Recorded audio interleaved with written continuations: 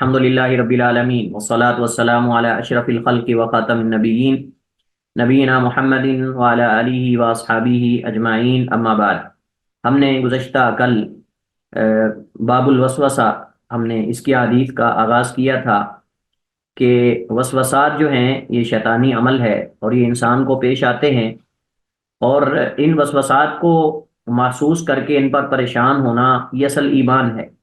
ان کی طرف توجہ نہ دینا اور پھر اللہ تعالیٰ سے، اللہ سبحانہ و تعالیٰ کی پناہ مانگنا اور ان کو نظر انداز کر دینا اس کے بعد، یہ بھی اصل میں حقیقت میں ایمان ہے۔ اور یہ بات ذہن میں رکھیں کہ وسوسہ جو ہے وہ ہمیشہ مومن کو پیش آئے گا، کافر اور منافق کو کبھی وسوسہ نہیں آتا۔ وسوسات زیادہ تر اہل ایمان کو پیش آتے ہیں، وسوسات زیادہ تر اہل ایمان کو پیش آتے ہیں۔ جو اس کے علاوہ دیگر لوگ ہوتے ہیں جس کا دل پہلے ہی خراب ہو چکا ہے، پہلے ہی کباڑ خانہ بن چکا ہے، شیطان اس پہ اپنا ٹائم ویسٹ نہیں کرتا۔ شیطان جہاں اس کو کوئی فائدہ ہو وہاں جاتا ہے۔ وہ جس کا دل پہلے ہی کباڑ خانہ ہے اور پہلے ہی شبہات اور مختلف قسم کی بیماریوں کا مرکز بن چکا ہے، وہاں شیطان اپنا ٹائم ویسٹ نہیں کرے گا۔ شیطان ہمیشہ وہاں جائے گا جہاں ایمان نے قرار پکڑی ہو، اور جس کے دل میں ایمان مکمل طور پر نور کی صورت میں موجود ہو، وہ اس نور کو بجھانا چاہتا ہے۔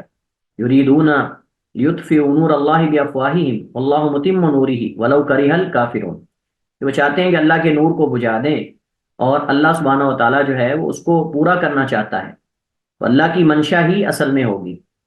تو لیکن ہمیں احتیاط کا حکم دیا گیا ہے کہ ہم ان وسوسات سے بچیں اور ان میں توجہ نہ دیں اور اللہ تعالیٰ کی پناہ مانگیں۔ مزید کچھ ایسی احادیث ہیں جس کے اندر علاج بتایا گیا ہے، اور بھی طریقے ہیں اللہ تعالیٰ کی پناہ مانگنا، اور اسی طرح آمنت باللہ کہنا، یا پھر اسی طرح کے اور الفاظ احادیث کے اندر جو ہیں وہ ثابت ہیں، تو ہم انشاءاللہ ان کو مکمل کرتے ہیں۔ تو وسوسہ جو ہے یہ وہ خبیث فکر ہے، یہ وہ خبیث فکر ہے جو انسان کے دل پر واقع ہوتی ہے اور دل میں ٹھہرتی نہیں، دل میں مستقر نہیں ہوتی۔ یہ فکر خبیث اور آپ سمجھ لیں کہ ایک غلط فکر ہوتی ہے جو انسان کے دل پر آتی ہے اور پھر مستقر نہیں رہتی، اور مومن کا دل اس سے متنفر ہوتا ہے، اسے نفرت کرنے والا ہوتا ہے، اور دوسرا دل جو ہے وہ اس کو قبول کر لیتا ہے۔ اور یہ اصل میں حقیقت میں شیطانی وار ہے، آغاز ہے، اس سے وہ شیطان آغاز کرتا ہے، یہ پہلا سٹیپ ہے۔ اس کے بعد پھر جب دلچسپی انسان لیتا ہے، پھر کثیر تعداد میں وہ وسوسات اور خیالات آتے ہیں۔ اس کے بعد جب وہ اور مزید آتے ہیں تو پھر وہ کیا کرتا ہے، پھر وہ اپنے ان وسوسات اور ان شیطانی افکار کی وجہ سے وہ عملی طور پر ایسی چیزیں تلاش کرتا ہے جس میں وہ ریسرچ کے نام پر، تحقیق کے نام پر اپنے آپ کو گمراہ کرتا ہے۔ جب اس کے دل میں فکر آئی، جیسے حدیث آ رہی ہے کہ اللہ سبحانہ و تعالیٰ نے کائنات کو بنایا ہے، اللہ کو کس نے بنایا ہوگا؟ اچھا جی، ایک فکر ہے۔ اب مومن تو اس کو نظر انداز کر دے گا کہ بھائی یہ ممکن ہی نہیں، ایسا کیسے ہو سکتا ہے، اور یہ خلاف عقل ہے۔ لیکن دوسرا شخص جو ہے وہ، یا جو اس شیطان کے شکنجے میں آ جائے گا، وہ کہے گا ہاں بات تو بڑی زبردست ہے، فکر تو بڑی اچھی ہے کہ کوئی تو خالق ہوگا نا، اگر کائنات کو اللہ نے بنایا ہے تو اس کا بھی تو خالق ہوگا کوئی۔ اب وہ اس کے بارے میں پھر ویب سائٹ پہ جاتا ہے، عصر حاضر میں ہم بات کر رہے ہیں، ویب سائٹس پہ جاتا ہے، اور وہاں جا کے وہ مختلف قسم کے جو ویب سائٹس ہیں ان کا مطالعہ کرتا ہے، مختلف لوگوں کے۔ اور آپ کو پتہ ہے کہ سوشل میڈیا اور یہ ویب سائٹس اور یہ ایک ایسا ملبہ ہے کہ جہاں آپ کو ہر ارلم پرلم ادھر ادھر کی چیزیں مل جائیں گی۔ اب وہ اپنے مطلب کی چیزیں سرچ کرتا ہے، شیخ گوگل ہے، اب شیخ گوگل آپ کو جو ہے وہ ہر چیز لا کے سامنے کر دے گا۔ آپ بس ایک ورڈ لکھیں آپ، تو اس پہ آپ کو سینکڑوں تحریریں اور آرٹیکلز اور مختلف چیزیں آپ کے سامنے آ جائیں گی۔ تو پھر انسان مطالعہ کرتا ہے ان افکار کے متعلق، اور مطالعہ کرتے کرتے گمراہ ہو جاتا ہے۔ یہ اصل میں شیطانی، آپ سمجھ لیں کہ جو اس کے خطوات ہیں اس کا پہلا خطوہ ہے، خطوہ کہتے ہیں سٹیپ، جو اس کے سٹیپس ہیں، پہلا سٹیپ یہ ہے کہ وہ کہتا ہے، دل کے اندر آ کر اس طرح کے خیالات پیدا کرتا ہے کہ فلاں چیز کو کس نے بنایا، فلاں چیز کو کس نے بنایا، اچھا بنانے والے کو کس نے بنایا۔ اس طرح کے خیالات وہ انسان کے دل پہ واقع کرتا ہے، اور اگر انسانی دل اس کو قبول کر لیتا ہے تو اور زیادہ کثرت سے آتے ہیں، اور اگر انسان ان کو اگنور کر دیتا ہے، نظر انداز کر دیتا ہے اور اللہ کی پناہ مانگتا ہے تو پھر وہ چلے جاتے ہیں، کیونکہ اس کو پتہ چل جاتا ہے کہ اب میرا یہ وار نہیں چل سکے گا، اب میری محنت رائے گاں جائے گی، ٹائم ضائع کرنے کی ضرورت نہیں، کہیں اور جاتا ہوں۔ انبیاء علیہ الصلوۃ والسلام جو ہے وہ اللہ سبحانہ و تعالیٰ نے ان کو جو ہے وہ اس سے محفوظ رکھا ہے، اور شیطان ان کے ساتھ بھی موجود ہے لیکن وہ ان کو گمراہ نہیں کرتا، جیسا کہ ہم اس پہ جو ہے وہ انشاءاللہ حدیث آ رہی ہے، ہم اس پہ بات کریں گے۔ تو ہمارے ساتھ جو اس وقت حدیث ہے یہ حضرت ابو ہریرہ رضی اللہ تعالیٰ عنہ کی حدیث ہے، ہم پڑھ رہے تھے۔ تو کہتے ہیں وعنہ، اور انہی سے یعنی حضرت ابو ہریرہ رضی اللہ تعالیٰ عنہ سے ہی روایت ہے، قالا کہتے ہیں قال رسول اللہ صلی اللہ علیہ وسلم، نبی علیہ الصلوۃ والسلام نے فرمایا یاتی شیطان احدکم، یاتی عطا یاتی سے فعل مضارع ہے، اور شیطان اس کا فاعل ہے اور فاعل مرفوع ہوتا ہے۔ احدا یہ دال پر زبر اس کے مفعول ہونے کی وجہ سے، اور یہ مضاف ہے اور کم مضاف الیہ۔ یاتی شیطان احدکم، آتا ہے شیطان تم میں سے کسی ایک کے پاس، فیقول، اور وہ آ کر کہتا ہے من خلق کذا، من خلق کذا یعنی کس نے فلاں چیز پیدا کی، آسمان کس نے بنائے، زمین کس نے بنائی، من خلق کذا، من خلق، اس طرح کر کے وہ مختلف چیزیں اس کے سامنے ذہن میں ڈالتا ہے۔ اچھا آسمان کس نے بنائے، زمین کس نے بنائی، اس طرح سوال کرتے کرتے اگر اس کے سٹیپ میں آپ آ جائیں گے نا، پہلے میں پھر دوسرے میں آپ کو لے جائے گا، دوسرے سے جیسے وہ گیمز ہوتی ہیں نا موبائلز پہ آپ دیکھتے ہیں بچے کھیل رہے ہوتے ہیں، تو ایک سٹیپ آتا ہے، وہ اگر آپ اس کو مطلب کہ اس میں آپ کامیاب ہو جاتے ہیں تو اگلا سٹیپ آئے گا، پھر تھرڈ آئے گا، اس کے بعد پھر اس طرح آگے چلتے جائیں گے آپ، اس کے سٹیپس بڑھتے جائیں گے۔ یہ شیطان کا بھی یہی طریقہ ہے کہ وہ انسان کو آ کر پہلے تو کہتا ہے اچھا آسمان کس نے بنائے، زمین کس نے بنائی، فلاں چیز کس نے بنائی، فلاں چیز کس نے بنائی، تاکہ اس کو جو ہے وہ غلطی میں واقع کرے، اس کو مغالطے میں ڈالے، اس کو مغالطے میں۔ اچھا سوال کرتے کرتے کہتا ہے من خلق ربک، تیرے رب کو کس نے بنایا ہے، فَإِذَا بَلَّغَهُ او فَإِذَا بَلَغَهُ، فَإِذَا بَلَغَهُ او بَلَّغَهُ، جب وہ شیطان اسے یہاں تک پہنچا دے، جب وہ شیطان اسے یہاں تک پہنچا دے یعنی اس فکر تک کوئی تم میں سے پہنچ جائے، یا تم میں سے کوئی پہنچ جائے، یا اذا بلغہ جب شیطان اس کو یہاں تک پہنچا دے، فلیستعذ باللہ، یعنی دونوں طرح پڑھ سکتے ہیں، بلغہ بھی پڑھ سکتے ہیں اور بلغہ بھی پڑھ سکتے ہیں۔ تو جب آدمی بلغہ اس کو یہاں تک یہ وسوسہ پہنچ جائے، فلیستعذ باللہ، تو اسے چاہیے کہ وہ اللہ کی پناہ مانگے، ولینتہی، اور چاہیے کہ رک جائے، ولینتہی کا معنی باز آ جائے، یعنی اس کو چھوڑ دے، فکر کو، اس فکر کو چھوڑ دے، اس کو نظر انداز کر دے، اس کو اگنور کر دے۔ اگر اس میں دلچسپی لے گا تو دلچسپی لینے کے نتیجے میں پھر ریسرچ کرے گا، اور ریسرچ کرنے کے بعد پھر نتیجتاً گمراہ ہوگا۔ یعنی آپ دیکھیں کہ اگر ایک آدمی ایک ایسی چیز کے بارے میں ریسرچ کرنے لگ جائے کہ جس میں ریسرچ کی ضرورت نہیں ہے، تو کیا نتیجہ نکلے گا؟ چلے میں اس کی ایک عام مثال دیتا ہوں۔ ایک بندہ ہے، اس بندے پر کسی نے شک بھی پیدا نہیں کیا، اس پہ کوئی کسی قسم کا یعنی آپ سمجھ لیں کہ شک و شبہ نہیں ہے کہ فلاں بندہ اس کا والد ہے، فلاں بندہ اس کا والد ہے، اس کو پتا ہے کہ میں فلاں بن فلاں ہوں، لیکن اب وہ کیا کرتا ہے، وہ جا کر خود ہی لوگوں سے سرچ کرنے لگ جاتا ہے، اچھا جی میرے والد فلاں ہی ہیں، پھر دوسرے کے پاس جائے گا، تیسرے کے پاس جائے گا، چوتھے کے پاس جائے گا، پانچویں کے پاس، ان پانچوں دسوں میں سے کوئی ایک تو اس کو گمراہ کرے گا نا، کوئی ایک تو اس کو کہے گا نا تیرا باپ وہ نہیں ہے، نتیجہ تن کیا ہوگا، نتیجہ تن گمراہ ہوگا، یا کہ وہ یعنی اصل صحیح راستے پہ رہے گا، اپنے والد کو والد سمجھے گا۔ اور نتیجہ کیا ہوگا، جب اس کو کوئی یہ کہہ دے گا تیرا یہ والد نہیں ہے، حالانکہ وہ اس کا والد ہے، اور اس پہ کسی قسم کا شک و شبہ بھی کسی نے نہیں اٹھایا، اعتراض بھی نہیں کسی نے اٹھایا، لیکن وہ اٹھا ہے اور جا کے تحقیق کرنے لگ گیا اپنے والدین کی کہ واقعی میرے والدین ہیں۔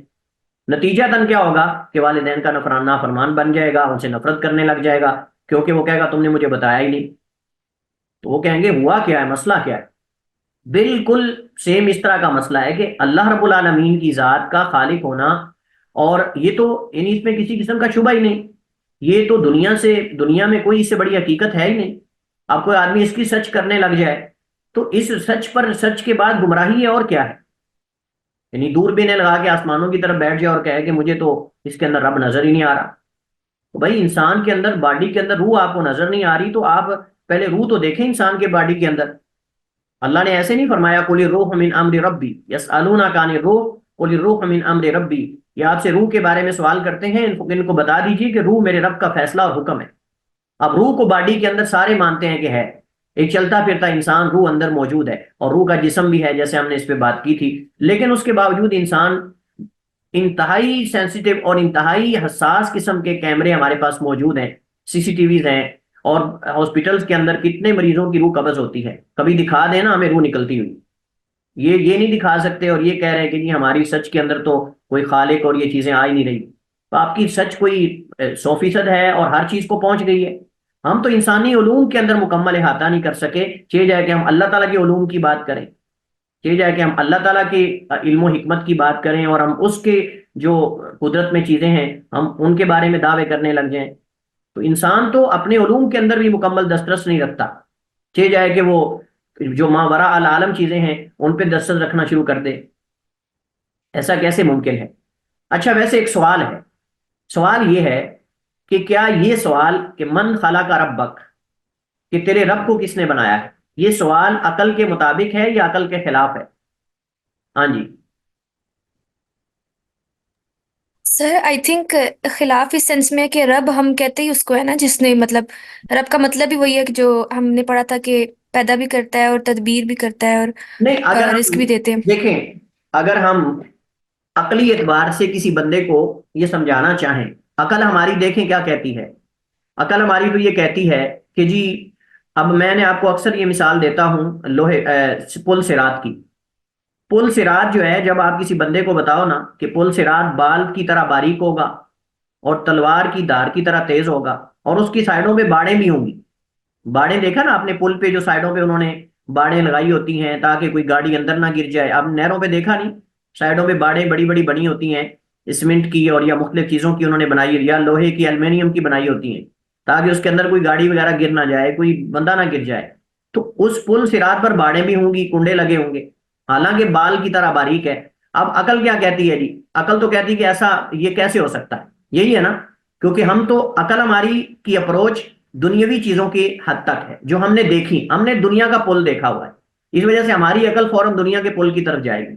اور یقیناً جب ہماری عقل دنیا کے پل کی طرف جائے گی تو وہ غلط ہے، یعنی اس اعتبار سے عقل ٹھکرا دے گی اس فکر کو. عقل کہے گی کہ ہاں اگر دنیا کے اعتبار سے تو پھر تو ممکن نہیں ہے، ایسا پل کیسے ہو سکتا ہے کہ اتنا باریک ہو اور اس پہ باڑے بھی ہوں، لوگ گزرے بھی اس سے، یہ کیسے ممکن ہے. تو میں اس اعتبار سے کہہ رہا ہوں کہ کیا ہماری عقل اس بات کو، اس سوال کو ایکسپٹ کرتی ہے کہ خالق کا بھی کوئی خالق ہو، یعنی رب کا بھی کوئی خالق ہو؟ تو صحیح بات یہ ہے کہ ہماری عقل اس کو ایکسپٹ نہیں کرتی، قبول نہیں کرتی، یہ عقل کے خلاف ہے. بلکہ عقل اس بات کا تقاضا کرتی ہے کہ کوئی ایک خالق ہو، کوئی ایک خالق ہو. اور اگر ہم عقل کے اندر یہ بات گھسانے کی کوشش کریں کہ جی اس خالق کا بھی کوئی خالق ہو، تو عقل کہے گی یہ غلط سوال ہے، رونگ نمبر ہے. کیسے؟ وہ کہے گی کہ اگر آپ ایک خالق کا خالق ثابت کرو گے تو اس کا پھر دوسرا خالق بھی ثابت کرنا پڑے گا، اور آپ سب مانتے ہو، تمام عقلاء مانتے ہو کہ دنیا کا آغاز ہے. آپ سارے جانتے ہیں نا کہ دنیا یہ کوئی ازل سے نہیں چل رہی، اس کا آغاز ہے، سارے مانتے ہیں نا. ہاں جی، جی سر. ساری کائنات کے انسان مانتے ہیں، حتیٰ کہ سائنسدان جتنے بھی ہیں یہ سارے مانتے ہیں. وہ اس کو بگ بینگ تھیوری کے ساتھ جوڑ دیں یا اس کو کسی اور تھیوری، ڈارون کی تھیوری کے ساتھ جوڑ دیں یا جس کے ساتھ بھی جوڑ دیں، لیکن اس پر تمام عقلاء متفق ہیں کہ دنیا حادث ہے، دنیا ازل سے قدیم نہیں ہے، اس کا کوئی نہ کوئی آغاز ہے. اس پہ سب متفق ہیں. جب اس نقطہ پہ ہم سب متفق ہیں، اس پوائنٹ پر، تو ہم یہاں سے لے کر چلیں گے اس سے بات کو. ہم کہیں گے اچھا آپ کے نزدیک جب دنیا اس کا آغاز ہے، یہ حادث ہے، یہ قدیم اور ازل سے نہیں ہے، اب یقیناً لازم ہے کہ اس کا کوئی خالق ہو، کیونکہ کوئی بھی فعل اس کا فاعل ضرور ہوتا ہے. یہ اگر کوئی بندہ یہ کہے نا کہ کوئی فعل ایسے بھی ہوتے ہیں جن کا فاعل نہیں ہوتا، تو اس بندے کو اپنی عقل کا علاج کروانا چاہیے. یہ تو جو باٹی دربار پہ پاگل بیٹھے ہوتے ہیں مینٹل، ان کو بھی جا کے آپ کہیں گے تو وہ بھی ہنسیں گے. اگر ان کو آپ کہیں گے نا کہ جی کوئی فعل بغیر فاعل کے ہو جاتا ہے تو وہ بھی ہنسیں گے. چاہے جائے کہ ایک عقل مند انسان یہ نظریہ بنا کر بیٹھ جائے کہ کچھ افعال ایسے بھی ہوتے ہیں کہ جن کا کوئی فاعل نہیں ہوتا، اگر پھر بھی نہ مانے تو اس کو تھپڑ مارو اور اس کو کہو کہ بھائی یہ بھی خود ہی ہوا ہے، مجھ سے کیوں پوچھتے ہو. اگر ہم یہ بات کریں نا کہ افعال کے فاعل بغیر بھی ہو جاتے ہیں، کچھ فعل خود بخود ہو جاتے ہیں، آٹومیٹک چیزیں چلتی ہیں، تو پھر جرم کی سزا تو نہیں دینی چاہیے نا، پھر جرم کی سزائیں تو نہیں ہونی چاہیے. کیونکہ ہم کوئی بندہ قتل کر کے کہہ دے یہ تو خود ہی ہو گیا، یہ تو خود ہی ہو گیا، ایسے کیسے؟ تو آپ مانتے ہیں کہ ہر جرم کے پیچھے اسباب ہوتے ہیں، ہر جرم کے پیچھے کرنے والے فاعل ہوتے ہیں، محرکات ہوتے ہیں، یہ سارے مانتے ہیں. تو اچھا دنیا کا اتنا بڑا جو سسٹم ہے اس کے پیچھے کوئی فاعل نہیں. اچھا اس پہ آپ کے ساتھ وہ متفق ہو جائیں گے کہ ٹھیک ہے جی اس کا کوئی نہ کوئی فاعل ہوگا. ہم کہیں گے جب اس کا کوئی فاعل ہے نا تو اس کا مطلب عقل اس بات کا تقاضا کرتی ہے کہ خالق ایک ہو. اگر آپ یہ کہیں کہ اس کا بھی کوئی خالق ہو تو یہ سلسلہ کبھی ختم نہیں ہوگا اور عقل اس کو ایکسپٹ نہیں کرتی. جب آپ کہہ رہے ہیں کہ دنیا کا آغاز ہے، مخلوق کا آغاز ہے، اس کا مطلب پہلے کوئی خالق ہوگا تو مخلوق آئے گی نا وجود میں. اگر آپ ہر خالق کو مخلوق بنا کر اس کا خالق مانیں گے تو اس طرح تو سلسلہ ختم ہی نہیں ہوگا. اس کو کہتے ہیں سلسلہ، یعنی سلسلہ غیر متناہی. ایک ایسا سلسلہ شروع ہو جائے گا زمانے کا کہ جو ختم ہی نہیں ہونے والا. حالانکہ آپ سب متفق ہیں کہ مخلوق کا آغاز ہے. جب مخلوق کا آغاز ہے تو پھر خالق یقیناً مخلوق نہیں ہو سکتا، وہ پہلے سے موجود ہے. کیونکہ اگر اس کا آپ خالق مانیں گے تو پھر اس خالق کا پھر اور خالق ماننا پڑے گا، پھر اس کا اگلا خالق ماننا پڑے گا، پھر اس سے اگلا ماننے پڑے گا. یہ سلسلہ کبھی نہیں ختم ہوگا اور عقل اس بات کو ٹھکراتی ہے. امید ہے آپ سمجھ گئے ہوں گے یہ مسئلہ. جی سر. تو فرمایا کہ جب کوئی کسی کو یہ یعنی سوالات یہاں تک پہنچ جائیں، فَإِذَا بَلَغَهُ، پر جب وہ اسے یہاں تک لے جائے اور یہاں تک وہ پہنچ جائے، فرمایا فَلْيَسْتَعِذْ بِاللَّهِ، تو وہ اللہ تعالیٰ کی پناہ مانگے. وَلْيَنْتَهِ، اور چاہیے کہ وہ اس کو چھوڑ دے فکر کو، اس فکر کے پیچھے نہ چلے، یعنی اعوذ باللہ پڑھے اور وہ اس کو چھوڑ دے. تو اس حدیث کے اندر ہمیں یہ بتایا گیا ہے کہ جو اس طرح کے وسوسات ہیں شیطانی، ان میں ہمیں غور و فکر نہیں کرنا چاہیے اور ان سے اعراض کرنا چاہیے. اور جب یہ انسان کے دل پہ آئیں تو اس وقت اللہ تعالیٰ کی پناہ مانگنی چاہیے. اور ہمیں اس بات کا یہ بھی اس حدیث سے پتہ چلتا ہے کہ مختلف قسم کے وسوسات اور ہر قسم کی پریشانیوں سے اگر پناہ ہے تو وہ صرف اللہ سبحانہ و تعالیٰ کے حضور ہے، کہیں اور انسان کے لیے کوئی پناہ نہیں ہے. اگر کوئی اور پناہ ہے بھی تو وہ ناقص ہے، اگر کہیں اور کوئی پناہ ہے بھی تو وہ ناقص ہے. اللہ سبحانہ و تعالیٰ کی پناہ اگر مل جاتی ہے تو اس سے کامل اور اکمل کوئی پناہ اور نہیں ہے. اگلی حدیث بھی سیدنا ابو ہریرہ رضی اللہ تعالیٰ عنہ سے فرماتے ہیں، قال رسول اللہ، نبی علیہ السلام نے فرمایا، لا یزال الناس، ہمیشہ لوگ جو ہے وہ رہیں گے، لا یزالو ہمیشہ رہیں گے لوگ، یتساءلون، تساءل یتساءل تساؤلا باب تفاعل سے ہے. اور باب تفاعل کا خاصہ یہ ہے کہ اس میں مشارکت پائی جاتی ہے. باب تفاعل کا خاصہ یہ ہے، خصوصیت یہ ہے کہ اس میں ایک سے زیادہ فریق ہوتے ہیں. میں نے پہلے بھی بتایا تھا، جیسے قاتل یقاتل مقاتلتن، اسی طرح ضرب یضارب مضاربتن، اسی طرح سأل یسأل مسالتن. سأل یسأل کا معنی ہوتا ہے ایک بندے کا سوال کرنا، لیکن یتساءلون کا مطلب ایک دوسرے سے سوال کرتے رہیں گے، آپس میں ڈسکس کرتے رہیں گے. یہ لوگ ایسے آئیں گے اور ایسے کریں گے، لوگ حقیقت میں ہوگا، لیکن ہمیں کیا کرنا چاہیے، ہمیں یہ حل بتایا گیا. فرمایا ہمیشہ رہیں گے لوگ یتساءلون، آپس میں ایک دوسرے سے سوال کرتے، حتی یقال، حتیٰ کہ کہا جائے گا، ھذا خلق اللہ الخلق، یہ تو ہے جو اللہ تعالیٰ نے مخلوق بنائی ہے. فمن خلق اللہ، تو اللہ کو کس نے بنایا ہے، یعنی یہ کائنات اور یہ سب چیزیں تو اللہ کی پیدا کردہ ہے، تو اس کو کس نے بنایا ہے. فمن وجد من ذلک شیئا، تو جس کسی نے بھی اس طرح کی کوئی چیز اپنے نفس کے اندر محسوس کی، اپنے دل کے اندر، فلیقل، تو وہ کیا کہے، فلیقل، تو چاہیے کہ وہ کہے. یہ من شرطیہ کا جواب ہے، اس وجہ سے فا آیا ہے فلیقل، بس چاہیے کہ وہ کہے آمنت باللہ ورسولہ، میں اللہ اور اس کے رسولوں پر ایمان لایا. آمنت باللہ ورسولہ، میں اللہ اور اس کے رسولوں پر ایمان لایا. لہٰذا یہ شیطانی خطوات اور اس کے جو وسوسات ہیں ان میں سے ایک وسوسہ ہے. جب اس طرح کا وسوسہ آئے تو پچھلی حدیث میں اللہ کی پناہ مانگنے کا ذکر ہے اور یہاں ایک دوسرا علاج بتایا گیا ہے، اور وہ ہے کہ وہ کہے آمنت باللہ. علماء کرام فرماتے ہیں کہ انسان کے دل پر، مومن کے دل پر کوئی بھی خیال اور تصور اور وسوسہ ایسا آتا ہے جو کہ غلط ہے، صحیح نہیں ہے، کبیح ہے، اور وہ یعنی آپ سمجھ لیں کہ گناہ ہے، تو اس کو چاہیے کہ وہ اللہ تعالیٰ کی پناہ مانگے اور یہ لفظ بولے آمنت باللہ ورسولہ. کوئی بھی کسی قسم کا خیال آپ کے دل پہ آتا ہے جو برا ہے تو یہ لفظ علماء کرام کہتے ہیں پڑھنا چاہیے، اور اس سے انشاءاللہ وہ جو وسوسہ ہے، وہ جو خیال ہے وہ ٹل جائے گا.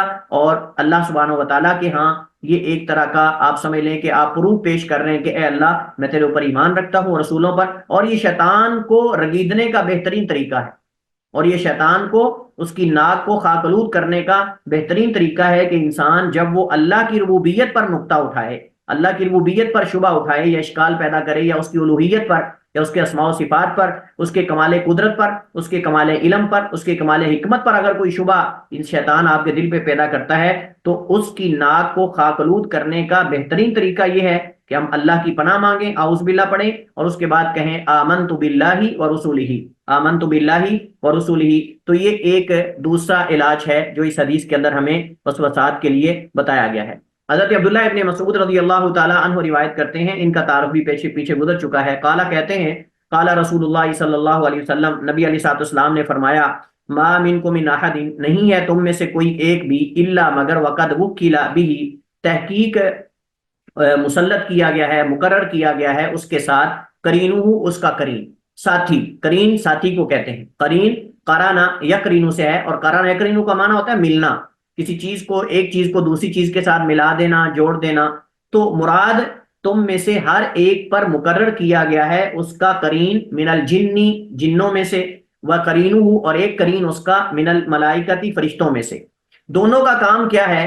جو اس کے ساتھ اس کا کرین اور ساتھی جو ہے وہ جنات میں سے ہے، وہ اس کو شر کا حکم دیتا ہے، اور جو اس کے ساتھ اس کا ساتھی فرشتوں میں سے ہے وہ اس کو خیر کا حکم دیتا ہے، وہ اس کو خیر کا حکم دیتا ہے۔ تو جو کرین شیطان ہے وہ شر کا حکم دیتا ہے، اور جو کرین ملک ہے، فرشتہ ہے ملائکہ میں سے، وہ خیر کا حکم دیتا ہے، وہ خیر کا حکم دیتا ہے، دوسرا شر کا حکم دیتا ہے۔ اور یہ ہر بنی آدم انسان کے ساتھ ہے، ہر انسان کے ساتھ ہے، حتیٰ کہ نبی کائنات علیہ الصلوۃ والسلام کے ساتھ بھی ہے۔ لیکن اللہ کے نبی علیہ الصلوۃ والسلام فرماتے ہیں، قالوا، صحابہ نے پوچھا، وَإِيَّاكَ یا رسول اللہ، اللہ کے رسول آپ کے ساتھ بھی ہے کیا؟ آپ کے ساتھ بھی یہ کرین شیطان جو ہے وہ ہے؟ قال، تو آپ نے فرمایا، وَإِيَّاي، اور میرے ساتھ بھی ہے، وَلَكِنَّ اللَّهَ، لیکن اللہ سبحانہ و تعالیٰ نے، یہ لاکنہ، اللہ وغیرہ، انا، انا، یہ رفع شبہ بالفعل میں سے اپنے اسم کو نصب اور اپنی خبر کو رفع دیتے ہیں۔ وَلَكِنَّ اللَّهَ، لیکن اللہ سبحانہ و تعالیٰ نے، أَعَانَنِي عَلَيْهِ، میری اس پر مدد کی ہے، میری اس پر مدد کی ہے۔ فَأَسْلَمَ أو فَأَسْلَمُ، دو اعراب ہیں اس کے، اور دونوں کا معنی مختلف ہوگا۔ فَأَسْلَمَ أو فَأَسْلَمُ کا مطلب یہ ہے، یا تو اس کا معنی یہ ہے فَأَسْلَمَ، ایک تو یہ ہے کہ وہ مطیع ہو چکا ہے، ایک معنی یہ ہے کہ وہ مطیع ہو چکا ہے۔ بعض علماء نے اس کا معنی یہ کیا ہے، یعنی مطلب یہ ہے کہ وہ مسلمان ہو چکا ہے، بعض علماء نے اس کا یہ معنی کیا ہے۔ اور اگر وہ فَأَسْلَمُ، تو اس کا معنی ہوگا کہ میں اس سے محفوظ ہو گیا ہوں، میں اس کی شر سے محفوظ ہو گیا ہوں، یعنی وہ مجھے برائی کا حکم نہیں دیتا، وہ مجھے برائی کا حکم نہیں دیتا، یہ اصل میں مقصود ہے، یعنی وہ مسلمان ہو گیا ہے۔ ایک تو معنی یہ، اگر ہم کہیں فَأَسْلَمَ، کیونکہ یہ فعل ماضی کا صیغہ بنے گا، اور اگر ہم پڑھیں فَأَسْلَمُ، یہ واحد متکلم کا صیغہ بنے گا، یعنی میں اس کی شر سے محفوظ ہو گیا ہوں، میں اس کی شر سے محفوظ ہو گیا ہوں، جو اس کا کام ہے اس سے میں محفوظ ہوں، اور وہ کیا ہے کہ وہ شر کا حکم دیتا ہے اور مجھے نہیں دیتا۔ تو اللہ کے نبی صلی اللہ علیہ وسلم، یہ دو اعراب ہیں اور دونوں کا معنی یہ ہوگا۔ لیکن صحیح بات یہ ہے، صحیح بات جو ہے وہ یہ ہے کہ یہاں فَأَسْلَمَ، یعنی فَأَسْلَمُ، یہ زیادہ درست ہے، فَأَسْلَمُ یہ زیادہ، کیونکہ شیطان جو ہے، شیطان کا عمل ہی شر کا حکم دینا اور انسان کو گمراہ کرنا ہے، شیطان کا جو کام ہے وہ اصل میں یہی ہے، لہٰذا اس کا اصل معنی صحیح یہی ہوگا کہ اللہ کے نبی علیہ الصلوۃ والسلام جو ہیں وہ اس سے محفوظ کر لیے گئے۔ فَلَا يَأْمُرُنِي إِلَّا بِخَيْرٍ، نہیں حکم دیتا مجھے مگر وہ خیر کا، نہیں حکم دیتا مجھے مگر وہ خیر کا، مطلب یہ ہے کہ وہ جو ہے وہ مجھے گمراہ نہیں کر سکتا، مجھے گمراہ جو ہے وہ نہیں کر سکتا۔ اس حدیث سے پتہ چلتا ہے کہ ہر شخص کو جو ہے شیطان وسوسات پیدا کرتا ہے اور اس کو گمراہ کرنے کی کوشش کرتا ہے، وہ علم میں، عبادت میں جس درجے پر بھی پہنچ جائے، علم اور عبادت میں وہ انسان جس درجے تک بھی پہنچ جائے، شیطان اس کے ساتھ ہے اور شیطان اس کو ورغلاتا ہے۔ لہذا یہ کہنا کہ جی فلاں شیخ صاحب تو بڑی پہنچی سرکار ہیں، لہذا ان کا تو اب دل کا پردہ ہے، اب وہ جو مرضی چاہیں کریں، کوئی مسئلہ ہی نہیں ہے، ایسی بات ہے ویسی، تو یہ طریقہ جو ہے نا یہ صحیح نہیں ہے۔ شیطان ہر انسان کے ساتھ ہے، اور یہ جو ہمارے ہاں وہ کہتے ہیں نا کہ گھروں کے اندر کچھ لوگ آتے جاتے ہیں تو کہتے ہیں جی کوئی بات نہیں، یہ تو ہمارا بھائی بنا ہوا ہے اور ہم نے تو اس کو بہن بنایا ہوا ہے اور کوئی مسئلہ ہی نہیں ہے، ایسا ویسا ہے۔ تو یہ ساری چیزیں جو ہیں وہ بتاتی ہیں کہ شیطان، انسان جس مقام تک بھی پہنچ جائے شیطان اس کے ساتھ ہے اور شیطان اس کو ورگلاتا ہے، وہ عبادت میں، وہ علم میں جس مقام تک بھی پہنچ جائے۔ اور انسان اس کو ورگلاتا اور گمراہ کرتا ہے۔ لہذا انسان کو ہمیشہ محتاط رہنا چاہیے اور شیطان کے شکنجوں میں نہیں آنا چاہیے، اور ہمیشہ اللہ تعالیٰ سے توفیق اور سلامتی کی دعا کرتے رہنا چاہیے، کیونکہ اللہ سبحانہ و تعالیٰ ہی ذات وہ ہے کہ جو ہمیں شیطانی وسوسات سے محفوظ کر سکتی ہے۔ وگرنہ انسان جس درجے پر بھی پہنچ جائے عبادت اور علم کے، اس کو فخر نہیں کرنا چاہیے، اس کو تکبر نہیں کرنا چاہیے، کیونکہ بہت زیادہ علم والے بھی ہم نے بھٹکتے ہوئے اور اللہ تعالیٰ کی ذات کے بارے میں شک و شبہات کے اندر مبتلا ہوتے ہوئے دیکھے ہیں۔ سعودی عرب کا میں نے آپ کو بتایا تھا، سعودی عرب کے ایک عالم عبداللہ قسیمی تھے، وہ ملحدین پر رد کیا کرتے تھے، اور رد غیر منہجی طریقے سے کیا کرتے تھے، اور وہ بندہ ملحد ہو کر مرا۔ ایک عالم تھا، مضبوط قسم کا عالم تھا، لیکن وہ ملحد ہو کر، بے دین ہو کر مرا ہے۔ تو اللہ تعالیٰ کے ہاتھ میں ہی دل ہیں، وہ جیسے چاہتا ہے ان کو پھیرتا ہے۔ تو ہمیں ہمیشہ اللہ تعالیٰ سے یہ دعا کرتے رہنا چاہیے، یا مقلب القلوب ثبت قلبی علی دینک، ثبت قلبی علی طاعتک، او صرف قلبی الی طاعتک۔ یہ ہمیں جو ہے وہ دعا کثرت سے کرتے رہنا چاہیے۔ اس کے بعد ہمیں اگلی حدیث ہم نے پڑھتے ہیں، حضرت انس بن مالک خادم رسول اللہ رضی اللہ تعالیٰ عنہ سے روایت ہے، فرماتے ہیں اللہ کے نبی نے فرمایا ان الشیطان یجری من الانسان مجری الدم، بے شک شیطان چلتا ہے انسان کے ساتھ مجری الدم، ہی خون کے چلنے کی طرح۔ اس کے دو اعراب ہیں، ایک تو مصدر ہے اور ایک ظرف ہے، یعنی خون کے چلنے کی جگہ شیطان چلتا ہے۔ اگر ہم اس کو ظرف بنائیں، اگر ہم اس کو اسم مکان بنائیں یعنی ظرف بنائیں، تو پھر اس کا معنی یہ کہ بے شک شیطان انسان کے ساتھ اس کے خون کی جگہ چلتا ہے۔ اور اگر ہم اس کو بنائیں مصدر، تو پھر اس کا معنی خون کے چلنے کی طرح شیطان تیزی سے رفتار کے ساتھ چلتا ہے۔ اور یہ حقیقت بھی ہے اور کنایا بھی ہے۔ حقیقت یہ ہے کہ اللہ سبحانہ و تعالیٰ نے شیطان کو یہ قدرت اور صلاحیت دی ہے کہ وہ شکل بدل سکتا ہے اور وہ انسان کے خون کے ساتھ چل سکتا ہے، کیونکہ اللہ سبحانہ و تعالیٰ نے شیطان کے ساتھ یہ وعدہ کیا ہے کہ قیامت تک میں تمہیں ڈھیل دیتا ہوں، تو جس کو چاہتا ہے گمراہ کر لے، سوائے میرے مومن بندوں کے، ان پر تیری دسترس اور تیرا قدرت اور ملکہ اور اختیار نہیں چل سکے گا، تیرا ہیلا ان پر جو ہے وہ کارگر نہیں ہو سکے گا۔ تو اللہ سبحانہ و تعالیٰ نے شیطان کو جو ہے یہ قدرت دی ہے کہ شیاطین شکلیں بدلتے رہتے ہیں، اور شیطان انسان کے خون کے ساتھ حقیقت سے چلتا ہے۔ کچھ لوگوں نے اس حدیث کی تعویل کی ہے، لیکن تعویل کرنے کی ضرورت نہیں ہے، کیونکہ کچھ لوگوں نے، عقل پرستوں نے، اس حدیث کا انکار کیا ہے۔ وہ کہتے ہیں کہ چونکہ اس طرح کی حدیثیں صحیح بخاری مسلم میں ہیں، لہذا صحیح بخاری مسلم ہی غلط ہے، صحیح بخاری اور صحیح مسلم ہی غلط ہے۔ اب یہ کوئی طریقہ ہے کہ آپ ایک دو حدیثیں جو آپ کی عقل میں نہیں گھس رہی، آپ کے فہم اور تدبر میں نہیں آ رہی، آپ کو سمجھ نہیں آ رہی، آپ اس کو کہہ دیں کہ یہ چونکہ صحیح بخاری مسلم میں اس طرح کی حدیث ہیں، لہذا صحیح بخاری مسلم دونوں ہی غلط ہیں۔ یہ تو کوئی طریقہ نہیں ہے کہ جو آپ کو سمجھ نہ آئے وہ غلط ہے۔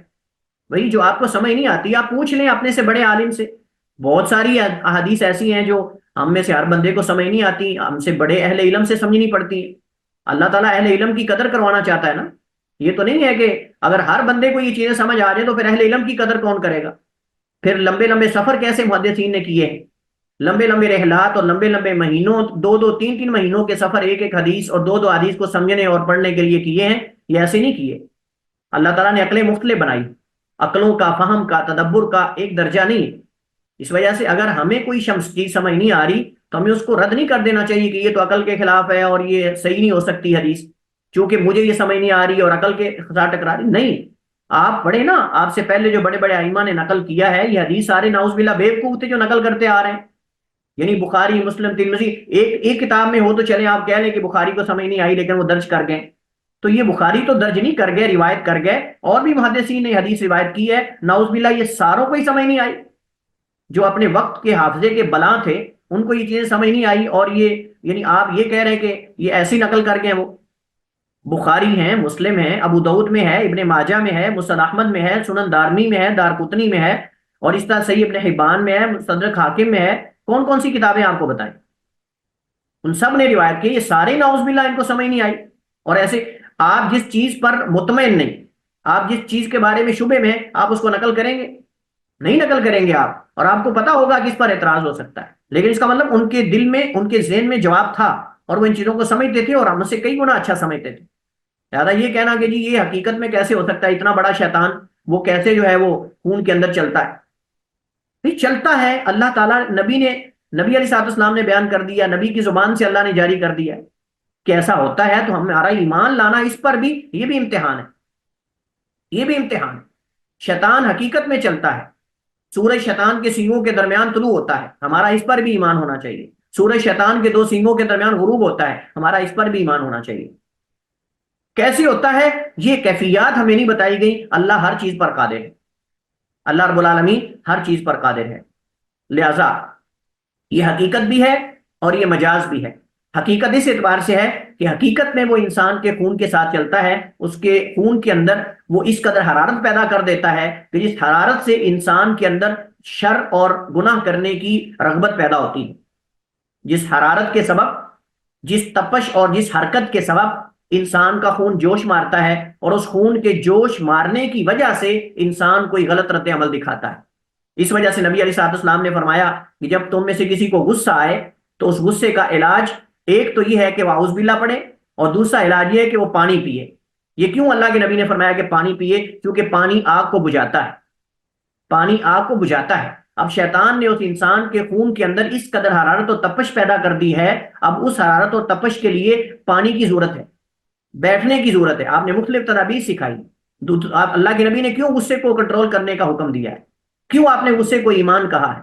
غصے کو کنٹرول کرنے کو فرمایا لا تغضب۔ صحابی نے کہا رسول مجھے نصیحت کر دیجئے، فرمایا لا تغضب۔ میں اور کوئی فرمایا لا تغضب، پھر آپ نے فرمایا لا تغضب، آپ غصہ نہ کریں، کیونکہ غصہ بہت ساری شر کے دروازے کھولتا ہے۔ غصے سے انسان طلاق دے بیٹھتا ہے، غصے سے انسان دوسرے کو تہمت لگا بیٹھتا ہے، غصے سے انسان کلمہ کفر تک کہہ دیتا ہے، غصے سے انسان بڑا کچھ کر دیتا ہے۔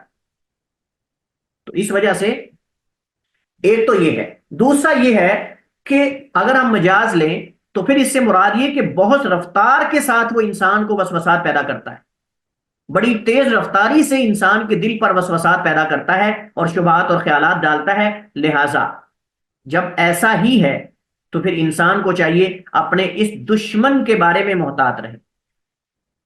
اللہ تعالیٰ فرماتا ہے کہ یہ تمہارا دشمن ہے، فَاتَّخِذُوهُ عَدُوًّا، یہ تمہارا دشمن ہے، اسے دشمن سمجھو، اس کے بارے میں بالکل آپ سمجھ لیں کہ پرامن نہ ہو جاؤ، بے خوف نہ ہو جاؤ، یہ تمہارا بہت خطرناک دشمن ہے جو تمہارے خون کے ساتھ چلتا ہے۔ یہاں سے ہمیں پتہ چلتا ہے کہ ہمیں کتنی ضرورت ہے اللہ سبحانہ و تعالیٰ کی پناہ مانگنے کی، ہمیں کتنی ضرورت ہے اللہ کی طرف سے توفیق کی دعا کی، اور اللہ تعالیٰ کی طرف سے جو ہے وہ حول اور قوت جو ہے وہ مانگنے کی۔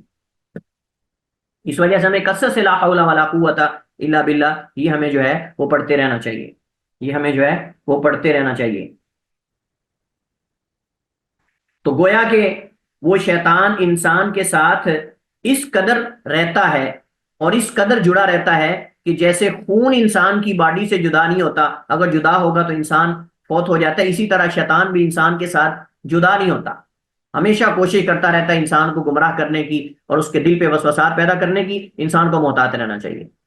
حضرت ابو ہریرہ سے روایت ہے، فرماتے ہیں نبی علیہ الصلوۃ والسلام نے فرمایا ما من بنی آدم مولود الا یمسہ الشیطان حین یولد فیستحل صارخا من مس الشیطان غیر مریم وابنہا۔ حضرت ابو ہریرہ فرماتے ہیں اللہ کے نبی نے فرمایا کہ ما من مولود، نہیں ہے کوئی بھی بچہ جو پیدا ہوتا ہے، الا مگر یمسہ الشیطان، شیطان اسے چھوتا ہے، شیطان اسے چھوتا ہے، حین یولد جب وہ پیدا ہوتا ہے۔ کوئی بھی نو مولود بچہ جو اپنے ماں کے رحم سے باہر آتا ہے دنیا میں، اس کو شیطان چھوتا ہے، یعنی انسان اس کو چونکے مارتا ہے، اور اس کو انسان شیطان آتے ہی اس کو جو ہے وہ آپ سمجھ لیں کہ اس کے ساتھ اپنا تعلق جوڑنے کی کوشش کرتا ہے۔ فرمایا فَيَسْتَحِلُّ صَارِخًا، تو وہ بچہ چیختا ہوا اپنی آواز بلند کرتا ہے، وہ بچہ زور سے چیختے ہوئے، استحل یستحل کا معنی ہوتا ہے چیخ مارنا، اور صارخً کا معنی اونچی آواز سے، تو وہ زوردار چیخ مارتا ہے، یہ حقیقت میں شیطان کا چونکا ہوتا ہے۔ من مس شیطان، شیطان کے چھونے کے سبب، غیر مریم و ابنہا، علاوہ مریم اور اس کے بیٹے کے۔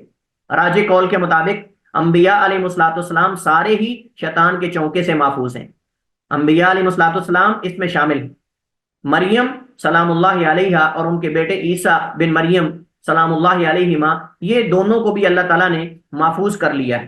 اور یہ کیوں محفوظ کیا ہے؟ اس وجہ سے کہ ان کی والدہ نے، حضرت مریم کی والدہ نے یہ دعا کی تھی وَإِنِّي أُعِيذُهَا بِكَ وَذُرِّيَّتَهَا مِنَ الشَّيْطَانِ الرَّجِيمِ، وَإِنِّي أُعِيذُهَا بِكَ وَذُرِّيَّتَهَا مِنَ الشَّيْطَانِ الرَّجِيمِ، جیسا کہ سورہ آل عمران کے اندر موجود ہے۔ کہ اے اللہ میں اس مریم کو تیری پناہ میں دیتی ہوں اور اس کی اولاد کو بھی تیری پناہ میں دیتی ہوں. اور بعض روایات میں آتا ہے کہ زکریہ علیہ الصلوۃ والسلام نے بھی ان کے لیے دعا کی تھی. حضرت مریم کے لیے زکریہ علیہ الصلوۃ والسلام نے بھی یہ دعا کی تھی کہ اے اللہ میں تمہیں اس کو اور اس کی اولاد کو تیری پناہ میں دیتا ہوں، چونکہ حضرت زکریہ علیہ الصلوۃ والسلام کی کفالت میں تھی، جیسا کہ قرآن اس کو واضح کرتا ہے. اور انبیاء علیہ الصلوۃ والسلام بھی اس سے محفوظ ہیں. انبیاء بھی معصوم ہیں اس شیطان کے چونکے سے. جیسے ہم کہتے ہیں کہ شہداء کی قبروں کی زندگی، برزخ کی زندگی وہ کامل ہے، لیکن ہمیں اس کا شعور نہیں کہ وہ کیسی ہے.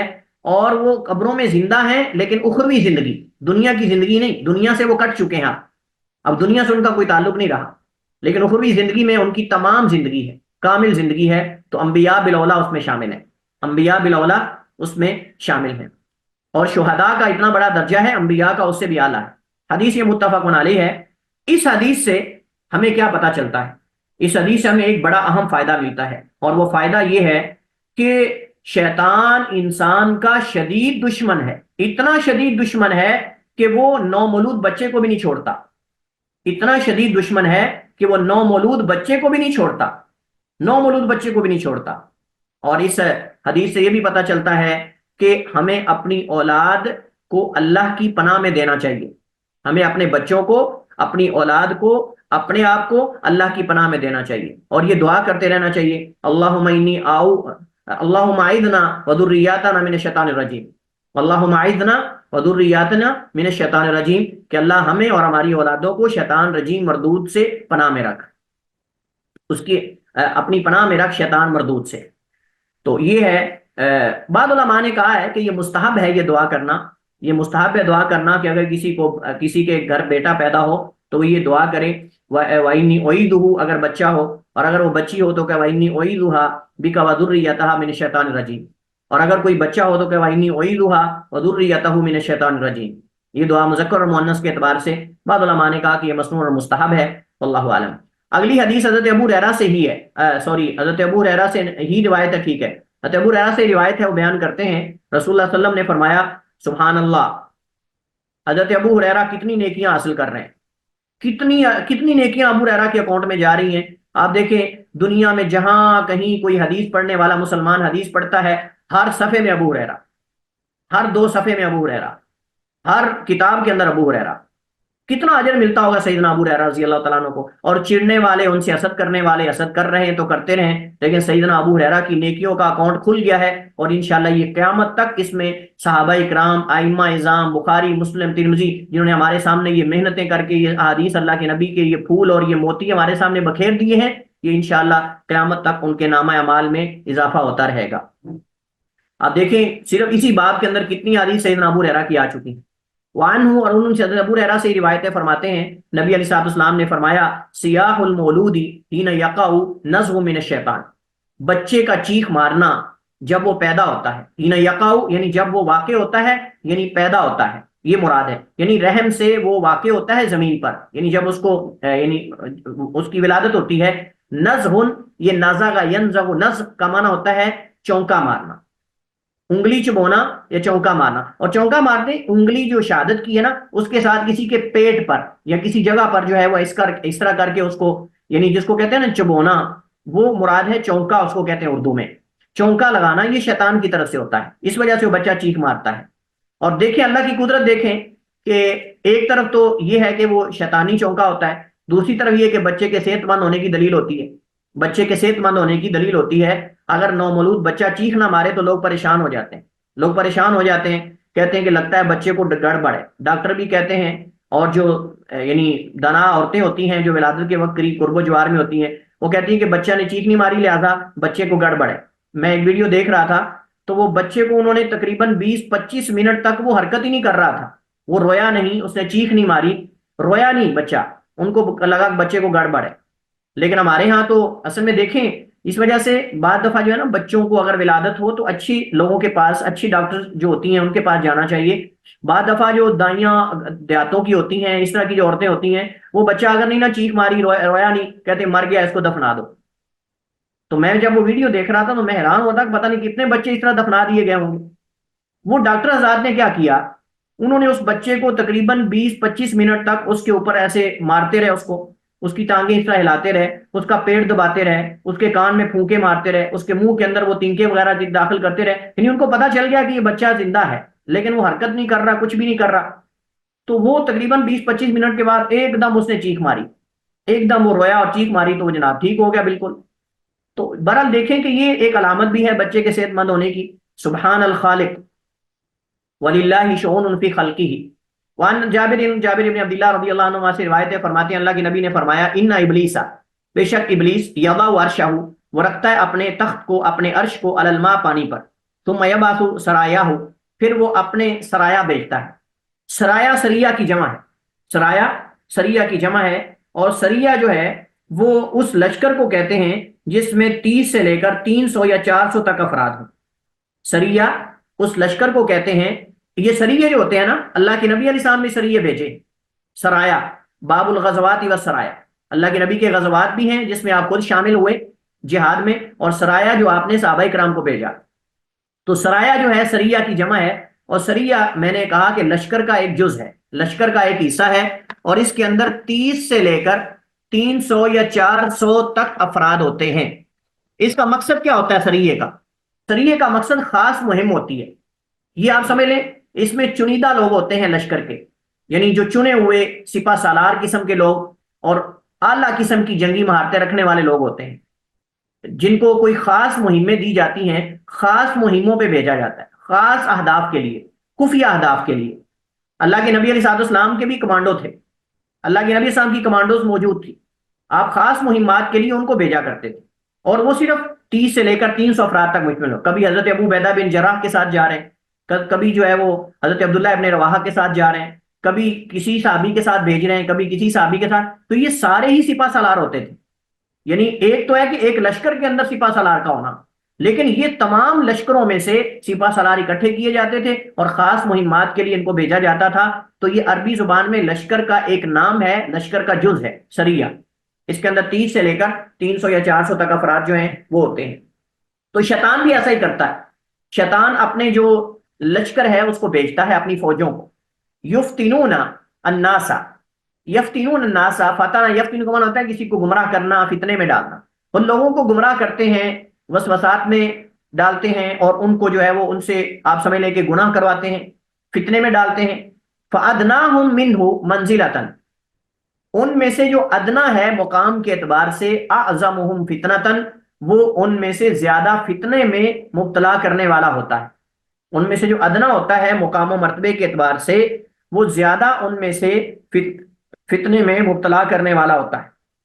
تو مطلب یہ ہے فَأَدْنَاهُمْ مِنْهُ مَنْزِلَةً أَعْظَمُ فِتْنَةً۔ تو یہاں ادنا کا معنی ہم کریں گے اقرب، اقرب کا معنی یعنی شیطان کے قریب، شیطان کے قریب، منہ اس کے، منزلتاً مرتبے اور مقام میں، اعظمہم ان شیاطین میں سے زیادہ، فتنتاً فتنے میں مبتلا کرنے والا زیادہ قریب ہوتا ہے۔ یعنی جتنا بڑا فتنہ وہ واقع کرے گا نا، اتنا شیطان کے زیادہ قریب ہوگا۔ یجیء احدہم، اب سارے باری باری شام کو آتے ہیں اور اپنے اپنے اعمال نامے پیش کرتے ہیں، ہاں جی تم نے کیا کیا؟ شیطان پوچھتا ان سے، اپنا عرش اس کا پانی پر ہے تخت، اور سب اس کو آ کے اپنے اپنے جو سمجھ لیں کہ کام ہیں وہ بتا رہے ہیں، اپنے اپنے کارنامے بتا رہے ہیں۔ ایک کہتا ہے میں نے یہ کیا، دوسرا کہتا ہے میں نے وہ کیا۔ تو نبی علیہ السلام نے فرمایا یجیء احدہم، ان میں سے ایک آتا ہے، فیقول، کہتا ہے، یعنی ایک شیطان آتا ہے، وہ شیطان کو کہتا ہے، اس کا چیلے چمچے وغیرہ، وہ کہتا ہے فعلت کذا، میں نے آج یہ کیا ہے، وکذا، اور وہ کیا ہے، یعنی میں آیا 2 بندوں کو لڑا دیا، میں آیا میں نے یہ کر دیا۔ فیقول، تو شیطان کہتا ہے ما صنعت شیئا، آپ نے کوئی بڑا کام نہیں کیا، ما صنعت شیئا، کچھ نہیں کیا آپ نے، لو آپ نے کیا کیا ہے؟ کہتا میں نے بندے کو جو ہے وہ اس قدر غصہ دلایا کہ اس نے دوسرے بندے کو شوٹ کر دیا۔ وہ کہتا ہے کچھ نہیں کیا تم نے۔ دوسرا کہتا ہے جی میں نے ورگلایا 2 کو اور وہ زنا میں واقع ہو گئے، وہ کسی بدکاری، وہ کہتا نہیں کچھ نہیں کیا تم نے۔ میں نے اس کو ورگلایا، اس نے شراب پی لی، وہ کہتا نہیں کچھ نہیں کیا تم نے۔ اس طرح باری باری اپنے اپنے اعمال بتا رہے ہیں۔ قال، تو نبی صلی اللہ علیہ وسلم نے فرمایا ثم یجیء احدہم، پھر ان میں سے ایک شیطان آتا ہے، فیقول، اور وہ اس ابلیس کو آ کر کہتا ہے ما ترکتہ، نہیں میں نے چھوڑا اس کو، یعنی اس بندے کو جس کے ساتھ میں گیا اور وسوسے اور خیالات پیدا کیے، حتی فرقت بینہ و بین امراتہ، حتیٰ کہ میں نے جدائی ڈال دی اس بندے اور اس کی بیوی کے درمیان۔ یعنی میں نے ان دونوں میاں بیوی کو آئے لڑا دیا.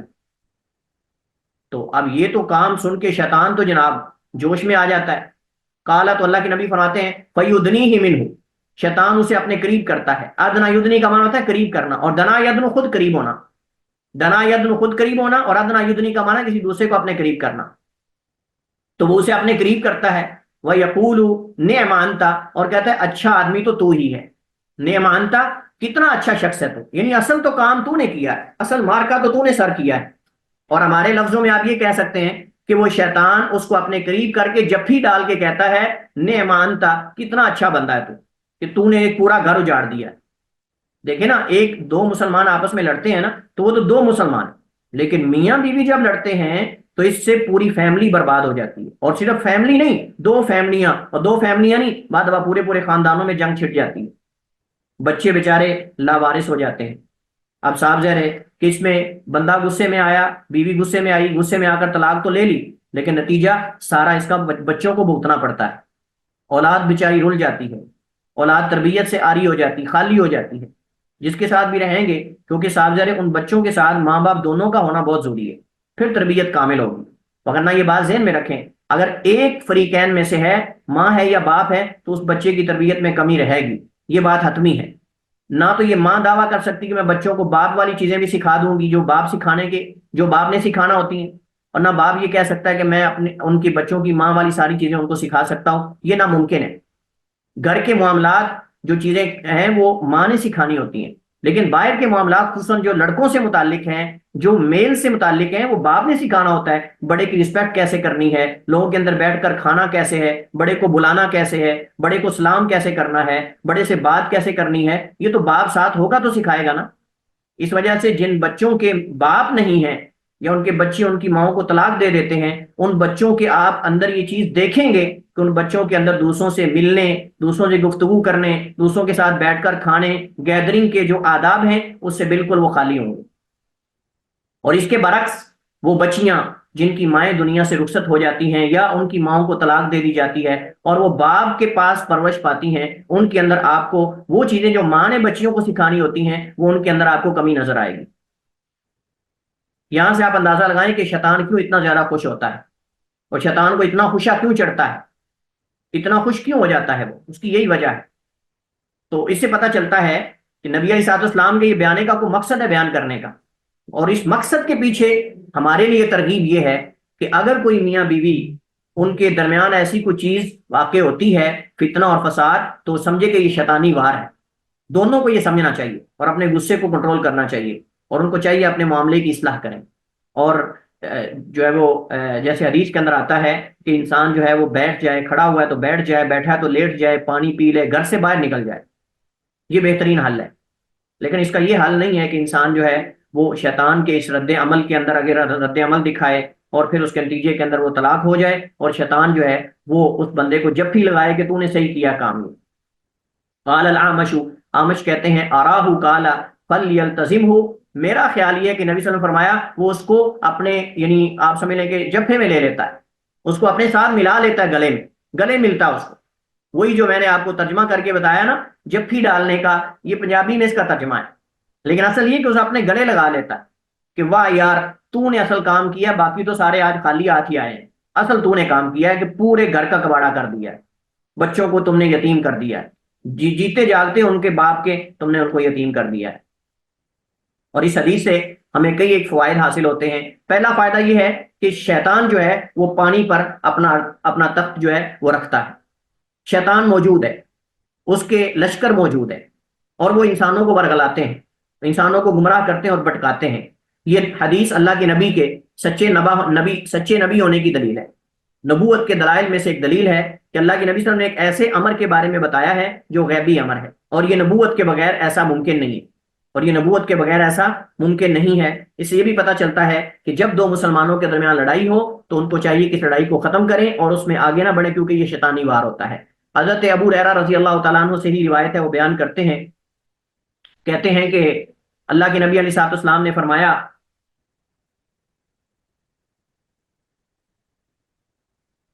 اچھا میں تھوڑا اس میں پیچھے جو ہے نا یہ فائدہ میں بتا دوں، یہ جو ہے نا کہ جو میاں بیوی کے درمیان جب جدائی ڈال دیتا ہے تو خوش ہوتا ہے. کیوں خوش ہوتا ہے؟ اس میں نسل منقطع ہو جاتی ہے.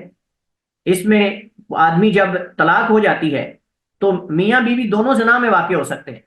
میاں بیوی دونوں زنا میں واقع ہو سکتے ہیں. کیونکہ صاف ظاہر ہے کہ جس بندے نے پہلے یہ چیزیں اور یہ معاملات نہیں دیکھے، اس کے لیے کنٹرول کرنا آسان ہے بنسبت اس کے جس نے پہلے دیکھ لیا. یعنی شادی شدہ ہونے کے بعد اگر طلاق ہو جائے تو پھر آدمی کا زنا میں واقع ہونا زیادہ آسان ہو جاتا ہے، زیادہ آسان ہو جاتا ہے، مرد کے لیے بھی عورت کے لیے بھی. اور اس کو پتا ہے کہ یہ کام ہو گیا نا، اب اس کے پیچھے بڑے کام اور ہوں گے. تو ایک تو نسل منقطع ہو جاتی ہے، دوسرا اس کے اندر زنا میں واقع ہونا، اس کا امکان بڑھ جاتا ہے. اور یہ فحشی ہے، اور فحشی اللہ تعالیٰ کی ناراضگی اور برا راستہ ہے. اور اسی طرح جو ہے یعنی اس حدیث سے ہمیں پتہ چلتا ہے کہ طلاق کا معاملہ بڑا عظیم ہے. طلاق کا معاملہ بڑا عظیم ہے، اور اگر بلا وجہ ہو تو یہ گناہ، اگر بلا عذر اور بلا وجہ ہو تو یہ گناہ ہے، کیونکہ اس میں شیطان کو راضی کرنا ہے اور گھر کو برباد کرنا اور گھر کو گرانا ہے اور رشتے آپس میں توڑنا ہے. اس وجہ سے یہ ایک شیطانی عمل ہے، اور اس سے انسان کو ہاں اگر ضرورت اور حاجت ہو جس میں اللہ تعالیٰ نے اس کو حلال کیا ہے تو اس مقصد کے لیے اگر میاں بیوی کا گزر بسر نہ ہو رہا ہو اور ان کے درمیان دنیا جینا یہ دوبار ہو چکا ہو، دونوں کے لیے ہی حالات اس طرح ناگوار ہو چکے ہیں، تو پھر اس صورت کے اندر جو ہے اللہ تعالیٰ نے ایک یہ جائز حل رکھا ہے. اور اگر شوہر طلاق نہ دے تو اس کا حل شریعت میں عورت کے لیے خلا کا بھی رکھا ہوا ہے. وان اور انہی سے روایت ہے، یعنی حضرت ابو ہریرہ سے روایت کرتے ہیں کہ اللہ کے نبی نے فرمایا ان شیطان، بے شک شیطان قد آئیسا تحقیق وہ مایوس ہو چکا ہے. قد آئیسا تحقیق جو ہے وہ مایوس ہو چکا ہے. اچھا جی، مایوس ہو چکا ہے کس بات سے؟ من ان یعبدہ المصلون، اس بات سے کہ اس کی عبادت کریں نمازی، فی جزیرۃ العربی، جزیرہ عرب میں، ولیکن فی التحریشی بینہم، لیکن ان کے درمیان ورغلانے کے ساتھ. یعنی وہ اس کی عبادت تو نہیں ہوگی جزیرہ عرب میں، لیکن وہ جزیرہ عرب میں لوگوں کو ورغلائے گا، ایک دوسرے کے خلاف، ایک دوسرے کے خلاف بھٹکائے گا، ایک دوسرے کے خلاف ابارے گا، ایک دوسرے کے خلاف جو ہے وہ ان کو سرگرم کرے گا، تاکہ جو ہے وہ ان کے درمیان قتل و غارت، فتنہ فساد، لڑائی جھگڑے جو ہیں اس کو برپا کر دے اور واقع کر دے. اچھا، یہ جو حدیث ہے نا، اس پر یعنی مختلف قسم کے اشکالات وارد کیے جاتے ہیں. ایک اشکال تو یہ وارد کیا جاتا ہے کہ جزیرہ عرب میں شرک نہیں ہوگا، جزیرہ عرب میں گناہ نہیں ہوگا، اور تو اس کے مختلف جوابات دیے گئے. ایک تو اس سے مراد یہ ہے کہ جزیرہ عرب میں تمام نمازی کبھی بھی شیطان کی پوجا یا کفر پر اکٹھے نہیں ہوں گے. ایک تو اس کا جواب یہ ہے، یعنی اس سے مراد کیا ہے کہ شیطان اس بات سے مایوس ہو چکا ہے کہ نمازی اس کی جزیرہ عرب میں عبادت کریں. اس کے کئی ایک جوابات اور معنی بتائے گئے. ایک یہ ہے کہ تمام نمازی جزیرہ عرب میں کبھی شیطان کی پوجا نہیں کر سکتے، یہ ایسا نہیں ہوگا، ٹھیک ہے. دوسرا اس کے اندر یہ ہے کہ شیطان جو ہے اس کا گمان یہ ہے، اس کی توقع یہ ہے کہ ایسا نہیں ہوگا، لیکن نبی علیہ السلام نے بتایا ہے کہ قرب قیامت ایسا ہوگا، قرب قیامت ایسا ہوگا. یا پھر اس سے مراد یہ ہے کہ المصلون سے مراد کامل ایمان والے ہیں.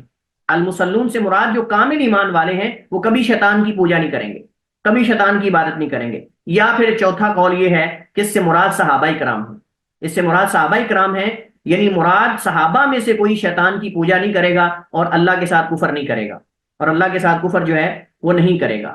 اس حدیث کے اندر نبی علیہ الصلوۃ والسلام کے معجزات میں سے ایک معجزہ ہے کہ اللہ کے نبی صلی اللہ علیہ وسلم نے ایک غیبی چیز کے بارے میں خبر دی جو کہ حقیقت میں اسی طرح ہی واقع ہوگی جس طرح اللہ کے نبی صلی اللہ علیہ وسلم نے خبر دی ہے. اس حدیث کے اندر یہ بات اس چیز کا بیان ہے کہ یہ جو ورغلانہ ہے، ایک دوسرے کے خلاف اکسانا ہے، یہ شیطانی عمل ہے اور ہمیں اس کی پیروی نہیں کرنی چاہیے. اس حدیث سے پتہ چلتا ہے کہ نماز جو ہے یہ مسلمانوں کے مابین مودت اور محبت کو باقی رکھنے والی چیز ہے. نماز جو ہے یہ مسلمانوں کے مابین محبت اور مودت کو باقی رکھتی ہے، اس سے محبت اور مودت باقی رہتی ہے، اور اس میں مسلمانوں کا جو رابطہ آپس میں ہے وہ قائم رہتا ہے. نماز ذریعہ وصل ہے اللہ کے اور بندے کے درمیان بھی اور بندوں کے مابین بھی، خصوصاً جب نماز باجماعت کے ساتھ ہو. اس سے پتہ چلتا ہے جزیرہ عرب کے خصائص ہیں، جزیرہ عرب کے خصائص ہیں. وہ خصائص مختلف حدیث میں اللہ کے نبی نے مختلف طریقوں سے بیان کیے ہیں، لیکن اس حدیث سے ہمیں یہی سبق ملتا ہے کہ ان خصائص میں سے ایک خاصہ یہ ہے کہ یا تو کلی طور پر شیطان کے عبادت کرنے والے جزیرہ عرب میں نہیں ہوں گے، یا پھر یہ ہے کہ اہل ایمان کامل ایمان والے شیطان کے نرغے میں نہیں آئیں گے، یا پھر یہ ہے کہ شیطان کی توقع یہی ہے، جزیرہ عرب میں وہ مایوس ہو چکا ہے اور اس کی لوگ پوجا نہیں کریں گے۔ واللہ تعالی اعلم واحکم، وصلی اللہ وسلم علی نبینا محمد وعلی آلہ وصحبہ وسلم۔